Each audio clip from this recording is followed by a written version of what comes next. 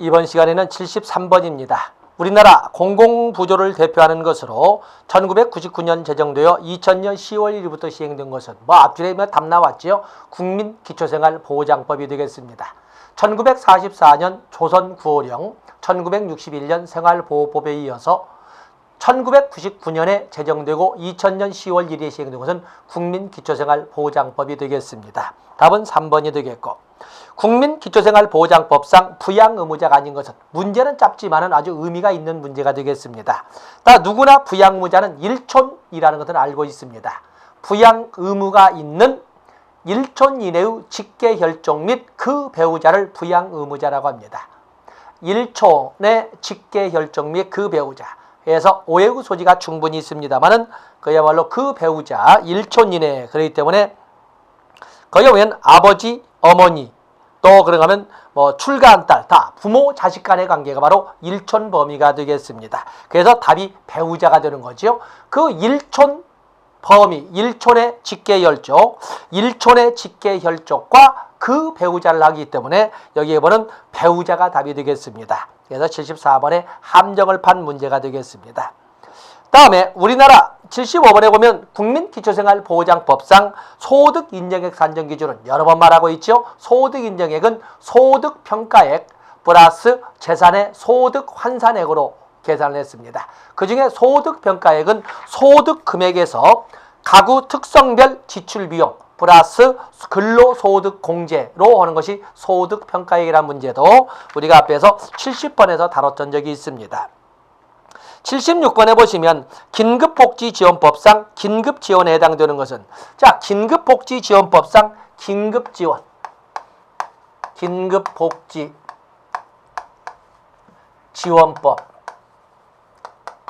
지원법상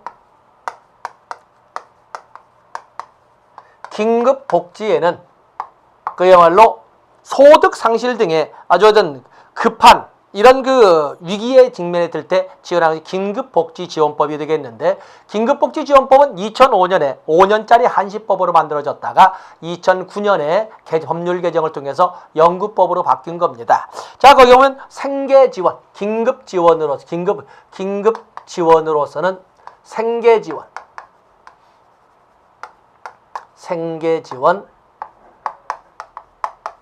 주거지원,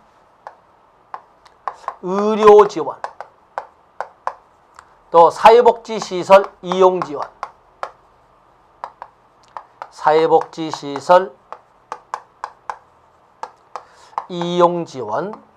또 그런가 하면은 교육지원. 자, 이런 등으로 또 기타도 또 그 밖에 지원 등이 있습니다만 기타도 있습니다. 가장 원칙적으로는 이렇게 생계지원, 주거지원, 의료지원, 사회복지시설, 이용지원, 교육지원, 기타 등등이 있습니다. 그 외에도 민간단체와의 연계지원, 그냥 같이 쓸까요? 민간단체와의 연계지원도 있고, 또 그런가 하면 상담 등도 있습니다. 상담 등. 그래서 상담이나 정보 제공 등의 이런 민간단체와 연계하는 이런 지원들도 있다는 것을 알아주시면 됩니다. 그래서 생계지원, 사회복지시설, 이용지원, 의료, 답은 4번이 되겠네요. 77번에 보시면 자활사업 참여 대상과 거리가 먼 것은,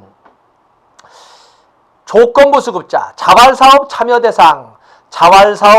대상을 보면은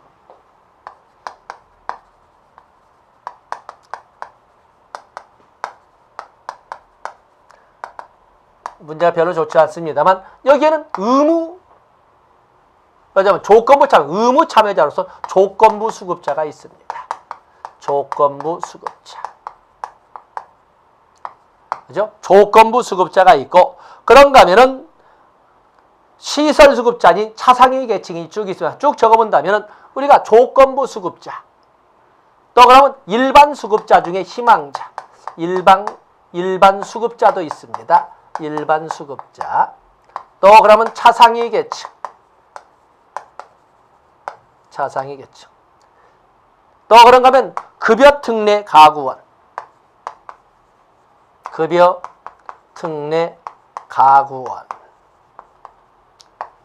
또 그런가 하면은 자활급여 특례자. 자활급여 특례자.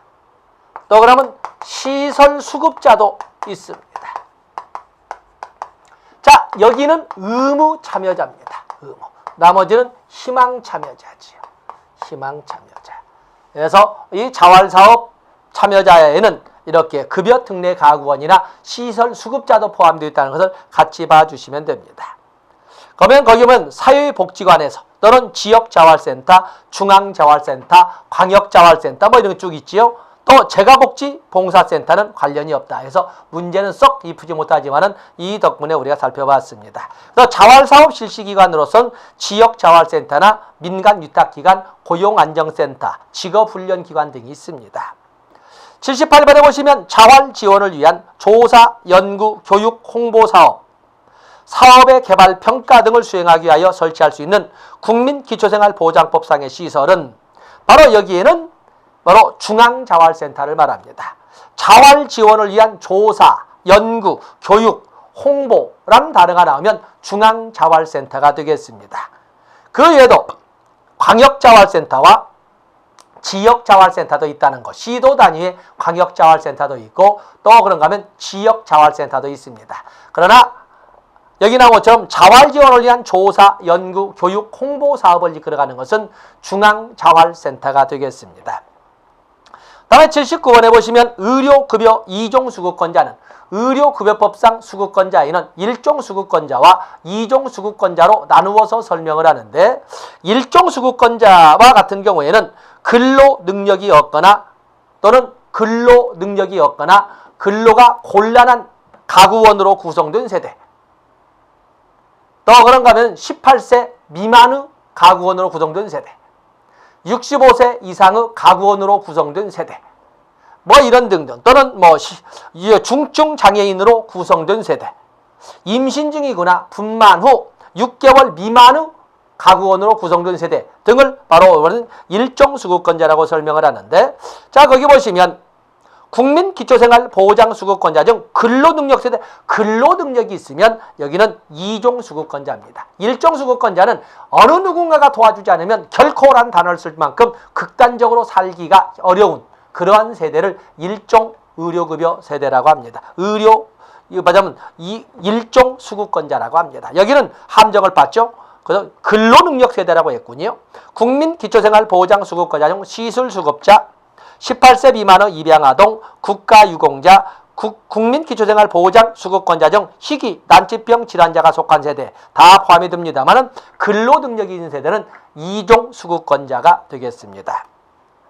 80번에 보시면 의료급여 1종 수급권, 의료급여 1종 수급권자에 대하여 매월 6,000원씩 지급되고 있는 것은 매월 6,000원씩 지급되는 거 바로 건강생활유지비라고 합니다. 이론 강의 때 설명하지 않았습니다만 여러분 활용할 건강생활유지비라고 합니다. 그에 비해서 의료급여 대불금, 이것도 뭐 좀 깊이 들어가면 의료급여 대불금 대신 지불하는 제도는 그렇다고 해서 뭐 공짜로 준 건 아니고 대신 지불하고 나중에 상환을 해야 됩니다만 의료급여 대불금 제도는 그 대상은 의료급여 2종 수급권자를 대상으로 합니다. 의료급여 2종 수급권자를 대상으로 하되 입원 중 요양급여 비용이 의료급여 비용이 맞으면 본인 부담금이 20만 원이 넘어서게 되면 수급권자나 그 부양 의무자의 신청으로 바로 보장기관에서 바로 대신 지불하게 되는데 그를 상환하는 것은 시군구의 시장군수구청장에게 10만 원 미만은 3번으로 나누어서 10만 원에서 30만 원 미만은 8번, 30만 원 이상은 12번으로 나누어서 이렇게 분할 상환하도록 한 제도를 의료급여 대불금 제도라고 합니다. 대상이 누구다? 바로 의료급여 2종 수급권자를 대상으로 본인 부담금 금액이 20만 원을 초과할 경우에 실시하는 것이 의료급여 대불금 제도가 되겠습니다. 자, 여기 나오는 의료급여 1종 수급권자에 대해서 매달 6,000원씩 하는 것은 2007년도부터 시행된 건강생활유지비라는 거, 이론 강의 때 설명하지 않았기 때문에 여기에서 여러분들이 첨가를 해놓으시면 됩니다. 81번에 보시면 긴급복지지원법에 규정하고 있는 위기상황에 해당되는 것은 위기상황을 이 법률에서는 6가지를 설명하고 있는데 위기상황 여기 보면은 주소득자 소득원을 주로 가져오는 주소득자의 사망이나 행방불명이나 또는 뭐 구금시설 수용이나 또 그런가 하면 가출 등으로 인해서 소득이 상실된 경우 또 가구 구성원으로부터 방임 또는 유기 또는 학대를 받는 경우 중한 질병이나 부상을 당한 경우 가구 구성원의 갈등으로 인하여 같이 생활할 수 없거나 가구 구성원으로부터 성폭력을 당한 경우 또 그러면 화재 등으로 인하여 그 가구에서 생활하기가 어려운 경우 또 기타 등등이 있습니다. 배우자와 이혼한 경우는 긴급복지 지원 대상이 아닙니다. 답은 4번이 되겠어요. 82번에 보시면 근로장려세제에 대한 설명으로 옳지 못한 것은 근로장려세제, 근로소득 보전세제라고 하고 부의소득세라고 해서 잘 아실 겁니다. 전 소득층의 근로를 유인하고 실질소득을 지원하기 위해서이다. 또 그러면 빈곤층이 일자리를 갖도록 함으로써 빈곤 문제를 완화시키고자 한다. 근로기준법 규정에 의해서 현재 시행되고 있다. 근로기준법이 아니라 앞에서 다뤄본 적이 있죠. 조세특례제한법에 의거해서 시행되는 근로연계형 복지정책을 근로장려세제라고 합니다. 앞에서 여러분들이 72번에도 본 적이 있습니다. 그래서 72번과 연계시켜서 보시면 되겠고 4번 근로소득 공제 또는 마이너스 소득세, 부의소득세제라고 한다. 답은 3번이 되겠습니다. 이것도 역시 이론 강의에 설명하지 않았기 때문에 앞에서 72번에서 강조했습니다만은 근로장려세제라고 하는 것은 바로 이건 조세특례제한법에 근거해서 실시되는 부의소득세, 근로소득 보전세제를 말합니다. 83번에 보시면 부양의무자 기준을 충족하지 못하는 경우 부양의무자가 없거나 부양의무자가 있어도 부양할 수 없거나 부양의무자가 있어도 부양받을 수 없는 경우 부양의무자가 없는 경우 부양 능력이 있는 부양의무자가 없는 경우 부양을 이행하는 부양의무자가 있는 이건 이제 83번은 문제가 그렇습니다. 그냥 답은 3번이 되겠습니다. 84번에 보시면 의료급여에 대한 설명으로 옳은 것은 공공부조의 성격을 가지고 있다. 그렇죠. 의료급여는 공공부조의 성격입니다. 1종 수급권자, 2종 수급권자로 구분된다. 재원은 공공부조니까 조세를 재원으로 한다. 국민건강보험공단 자격관리를 한다. 이 자격관리는 바로 시장, 군수, 구청장이 한다. 이렇게 보시면 될 겁니다. 답은 가나 다가 되겠습니다. 85번에 보시면 최저생계비를 심의의결하는 것은 이건 우리가 최저생계비 국민기초생활보장법에 의해서 주체, 기한, 절차 이렇게 봤죠. 보건복지부 장관은 주체, 매년 9월 1일까지 기한, 중앙생활보장위원회 심의의결을 거쳐 다음 연도 최저생계비를 공표한다 이렇게 되어 있죠. 그래서 중앙생활보장위원회 보건복지부 장관 9월 1일 중앙생활보장위원회 답은 2번이 되겠습니다. 86번에 보시면 국민기초생활보장법상 차상위 계층은 최저생계비 120% 이하를 차상위 계층이라고 150% 이하는 차차 상위 계층이라고 합니다. 답은 1번이 되겠고 4번은 차차 상위 계층이 되겠네요. 87번에 보시면 국민기초생활보장법의 목적으로 모두 맞는 것은 국민기초생활보장법은 생활이 어려운 국민의 최저생활을 보장하고 자활을 조성하는 것을 목적으로 하는 법입니다. 그래서 최저생활보장과 자활 조성이 되겠습니다. 답은 가와 다가 되겠습니다. 88번에 보시면 공공부조 관련 법 가운데 가장 먼저 시행된 것은 자 여기 보면 공공부조, 국민기초생활보장법, 의료급여법, 긴급복지지원법, 기초연금법 다 나와 있군요. 저 시행을 보시면 국민기초생활보장법은 1999년에 법률이 제정되어서 2000년 10월 1일부터 시행이 됐습니다. 의료급여법은 1977년에 만들어진 법이 시행되어 오다가 2001년도에 의료급여법으로 바뀌어서 시행이 됩니다. 기초연금법은 2007년에 만들어져서 2008년 1월 1일부터 시행된 기초노령연금법을 폐지하고 2014년도부터 시행된 것이 기초연금법이 되겠습니다. 긴급복지지원법은 2005년도에 제정되었던 한시법이었다가 연금법으로 바뀐 법입니다. 가장 먼저 시행된 것은 국민기초생활보장법이 2000년, 가장 빠르고 의료급여법은 2001년, 긴급복지지원법은 2005년, 2006년부터지요. 기초연금법은 2014년 5월. 답은 1번이 되겠어요. 89번에 보시면 생계급여 지급과 관련하여 다음 내용 중 틀린 것은, 자, 생계급여는 국민기초생활보장급여 중에 필수급여죠. 생계급여는 정기지급의 원칙, 현금지급의 원칙, 직접지급의 원칙, 차등지급의 원칙, 주거지급의 원칙, 그리고 조건부 지급의 원칙. 자, 이런 것들이 저 있습니다. 금전을 지급함을 원칙으로 한다. 현금급여 기준에서 소득 인정액을 차감하여 산정한 금액 중 주거 금액을 제외한 금액을 지급한다. 자, 이건 뭔 말인지 놔두시고, 수급자의 주거에서 행한다. 급여 실시 여부에 급여 실시 여부 결정 전이라도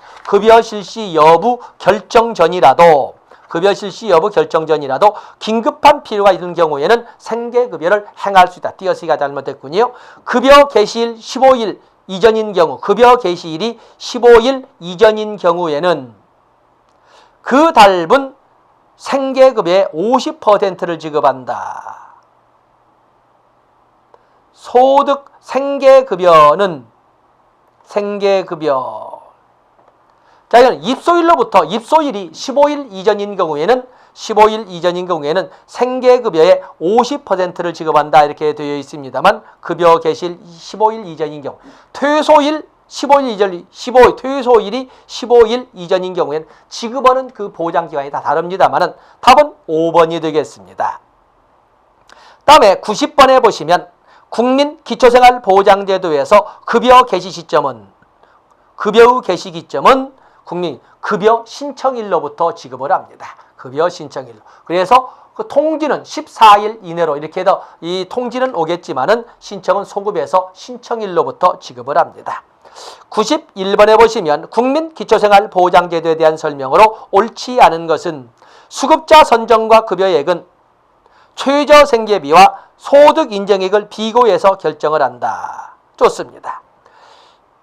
조건부 수급자에는 자활사업 참여를 조건으로 생계급여를 지급을 한다. 그렇죠? 대통령령으로 정하는 근로능력이 있는 수급자에는 자활사업에 참여할 것을 조건으로 생계급여를 지급할 수 있습니다. 대통령령으로 정하는 근로능력이 있는 수급자는 연령으로서는 18세 이상 64세의 연령 제한이 대통령령, 시행령으로 규정되어 있고, 그리고 근로능력이 있느냐 없느냐는 국민연금공단에서 시행하는 근로능력 심사를 통해서 일정 점수 이상을 획득해야 가능합니다. 자, 이 두 가지 설명했죠. 근로능력 유무 판단은 건강보험공단 아닙니다. 국민연금공단에서 심사한다는 것도 알아주셔야 됩니다. 부양의무자가 부양능력이 미약한 경우 부양비 지원을 전제로 수급자를 선정을 한다. 주거급여는 가구원 수와 상관없이 동일 금액을 현금으로 지급한다. 주거급여는 점검이나 수선 실시를 3개월마다 점검이나 수선 실시를 원칙으로 하되, 그럴 수가 없는 경우에 금품으로 지급하는 것이지 처음으로 현금으로 지급하는 것이 아닙니다. 주거급여는 3개월마다 점검이나 수선을 실시하는 걸로 시행을 합니다. 답은 옳지 않은 거니까 답은 라번이 되겠네요. 92번에 보시면 긴급복지지원제도에 대한 설명으로 옳지 않은 것은 위기 상황에 처한 사람을 신속하게 지원하기 위한 제도이다. 2005년도에 법률이 제정되어 2006년 3월부터 시행된 한시적 제도였다. 그러다가 2009년도 개정으로 연금법으로 바뀐 겁니다. 국민기초생활보장 수급권자를 대상으로 한다. 이게 함정이죠. 긴급복지라고 하는 것은 국민기초생활보장법상 수급권자니 아니지 그거 따지지 않습니다. 먼저 앞에서 한번 다뤄본 적이 있으면 주소득자가 사망을 했거나 가출을 했거나 또는 행방불명이 됨으로써 소득이 상실된 경우, 또 그런가 하면은 가족 구성원과는 심각한 갈등을 인해 같이 생활할 수 없거나 가족 구성원의 성폭력이 행해진 경우, 화재 등으로 인하여 그 가구에서 생활이 불가능해진 경우, 또 그런가 하면 중한 질병이나 부상을 입은 경우, 또 가구 구성원으로부터 유기 또는 방임, 학대를 받는 경우, 임신 중이거나 또는 이런 등으로 해서 다양한 이런 중한 질병 여러 가지 쭉 있는데 이런 등등을 가지고 가는 것이지 꼭 국민기초생활보장법상 수급권자임을 요구하지 않습니다. 물론 이런 사람이 다 주는 건 아니고 적어도 기본 전제 조건이 소득 인정액의 150% 미만, 차차 상위 계층까지만 줍니다만은 여기 국민기초생활보장수급권자는 소득 인정액이 최저생계의 100%거든요. 150%까지로 합니다. 답은 3번이 되겠어요. 그래서 92번 문제는 여러분들이 81번과 같이 연계시켜서 공부하시면 됩니다. 93번에 보시면 국민기초생활보장법상 설명으로 옳지 않은 것은 소득 인정액이라 함은 개별 가구의 소득평가액 플러스 재산의 소득환산액을 합한 금액을 말한다. 그건 맞는 거죠. 최저생계비라는 국민이 건강하고 문화적인 생활을 유지하기 위하여 소요되는 최소한의 비용을 말한다. 부양의무자는 수급권자를 부양할 책임이 있는 자로서 수급권자의 일촌의 직계열종 및 그 배우자를 말한다. 여기 틀린 거군요. 2촌이니까 답은 3번이겠네요. 재산의 소득환산액은 보장기관이 급여의 결정 및 실시 등에 사용하기 위하여 개별 가구의 재산가액의 소득 환산율을 곱하여 산출한 금액을 말한 답은 2촌이니까 답은 3번이 되겠네요. 94번에 보시면 가정의 역할과 부모의 양육 기능을 중심으로 카두신이 분류한 아동복지 서비스 유형 아시죠? 지적 서비스, 보조적 또는 보충적 서비스, 그리고 대리적 서비스 세 가지가 있습니다. 먼저 간단히 넘어가겠습니다. 95번에 보시면 아동복지 서비스 중에 보완적 서비스에 해당되는 것, 카두신의 분류, 지적 서비스, 보완적, 보충적, 보조적 서비스, 대리적 서비스. 대리적 서비스에는 가정위탁이나 입양, 시설보호 세 가지가 딱 떨어져 있고, 그에 비해서 보완적, 보충적 서비스에는 부족한 것을 채워주는, 어느 정도 대신 채워주는 건데, 소득보조나 생활보조, 또 그러면 아동 양육이나 타가보호, 가정조성 서비스나 가정봉사원 파견, 또 프로텍티브 서비스, 이런 등등이 바로 보완적, 보조적, 보충적 서비스가 되겠고, 부모 상담이나 아동 교육 이런 등등은 지적 서비스, 가정위탁, 입양, 시설보호는 대리적 서비스가 되겠습니다. 답은 4번이 되겠어요. 공동생활가정이나 가정위탁에다, 공동생활가정은 다 지어내도 자기 집을 떠나서 다른 유사가정이나 자기 집을 떠나서 시설에 보호를 받는 것은 대리적 서비스라고 합니다.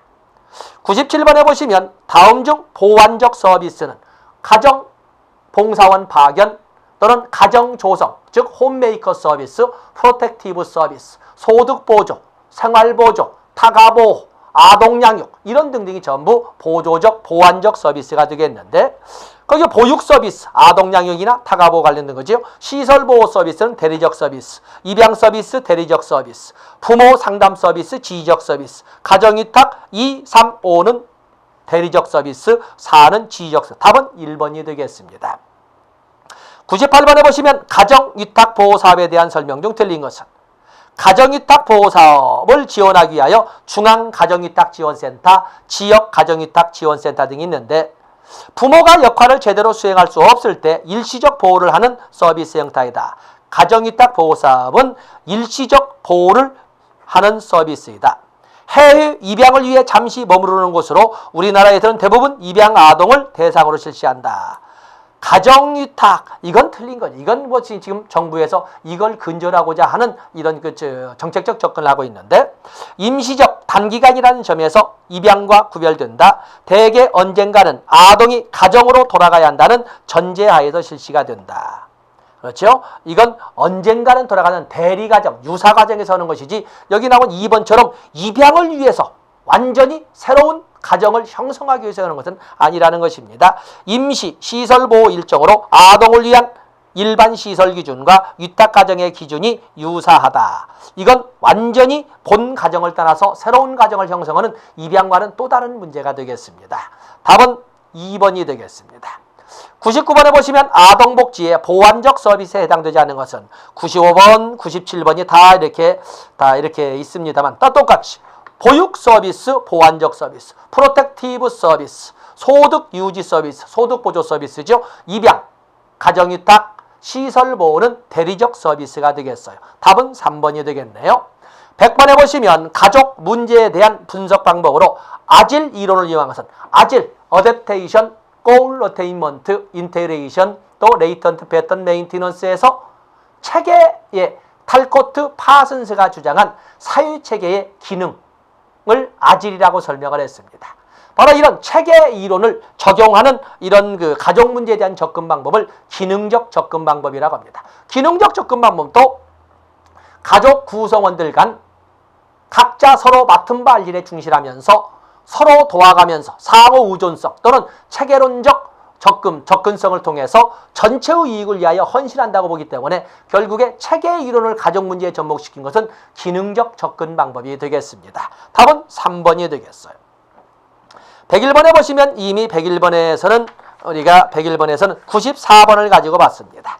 가조신을 가지고 설명했을 때 아동복지 서비스 모형은 지적 서비스, 보완적 서비스, 그리고 대리적 서비스가 있다고 말씀을 드렸습니다. 그런 여기다가 우리가 설명할 수 있는 것은 주커만이 제시한 아동복지 서비스, 주커만은 방어선의 개념을 설명했지요. 그래서 가정 내에서 받는 서비스는 1차적 방어선, 가조신의 지적 서비스, 보완적 서비스에 해당되는 것이고, 다음에 유사 가정에서 받는 서비스는 2차적 방어선, 대리적 서비스의 가정위탁이나 입양이 해당됩니다.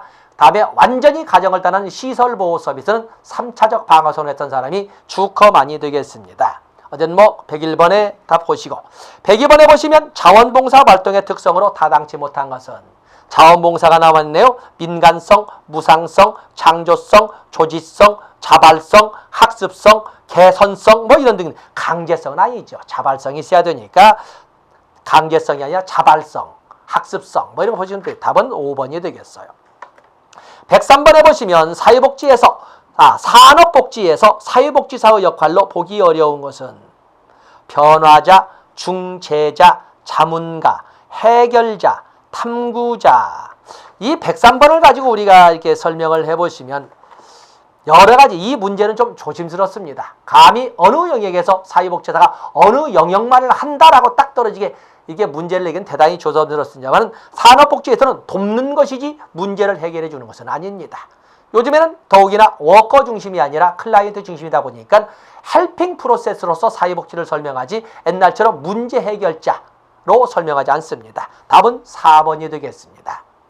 104번에 보시면 아동복지법상 아동의 연령은 아동복지법상 18세 미만, 민법에서는 성인 미성년자형은 19세 미만 하는 것처럼 청소년 기본법에서 청소년 나이는 9살부터 24세 이하, 청소년 보호법에서는 19세 미만을 청소년이라 이런 나이도 좀 보고 가셔야 됩니다. 답은 단답이 4번이 되겠고, 105번에 보시면 아동에게 직접적으로 관계되는 모든 측면들이 상호 보완되는 가운데 건전한 성장과 발달을 도모한다는 말과 연결되는 기본 원칙은 아동복지의 원칙은 전문성의 원칙, 권리와 책임의 원칙, 보편성과 선별성의 원칙, 또 개발적 기능의 원칙 또는 발달적 기능의 원칙, 그리고 포괄성의 원칙이 있습니다.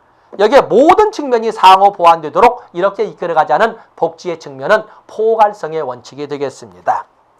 106번에 보시면 청소년증 발급, 청소년 쉼터 설치 운영, 청소년의 건강보장에 대한 내용을 모두 포함하고 있는 것은 청소년 복지지원법이라고 합니다. 자, 이건 단답으로 해야죠. 청소년 복지지원법이라고 합니다. 청소년증, 청소년 쉼터, 가출, 청소년에 대한 일시보호와 같은 청소년 쉼터와 같은 것을 규정하고 있는 것은 청소년 복지지원법이라고 합니다. 107번에 보면은 장애 유형 중 1급이 존재하지 않는 것은 장애인 복지법 2조, 장애인 복지법 시행령 2조에 의해서 장애인의 유형은 15종으로 하되 1급부터 6급의 등급을 가지고 있지만 모든 장애인의 유형이 1급부터 6급을 가지고 있는 것은 아닙니다. 장애인 유형 중에 지체장애,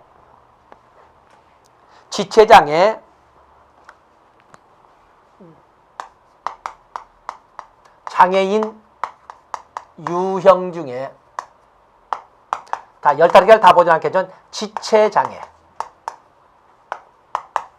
뇌병변장애, 그리고 시각장애,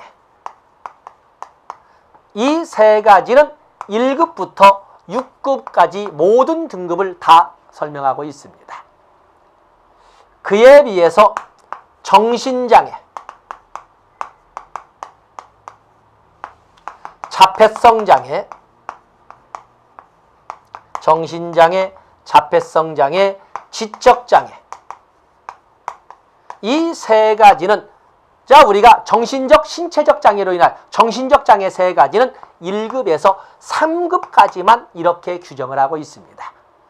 나머지는 뭐 1급부터 5급 또는 1급부터 3급이 있고 4급 없이 5급 이렇게 하는 식으로 띄엄띄엄 있지만 지체장애, 뇌병변장애, 시각장애는 1, 2, 3, 4, 5, 6급이 다 있는 것이고 정신적 장애라고는 정신장애, 지적장애, 자폐성장애는 1, 2, 3급만 존재를 합니다.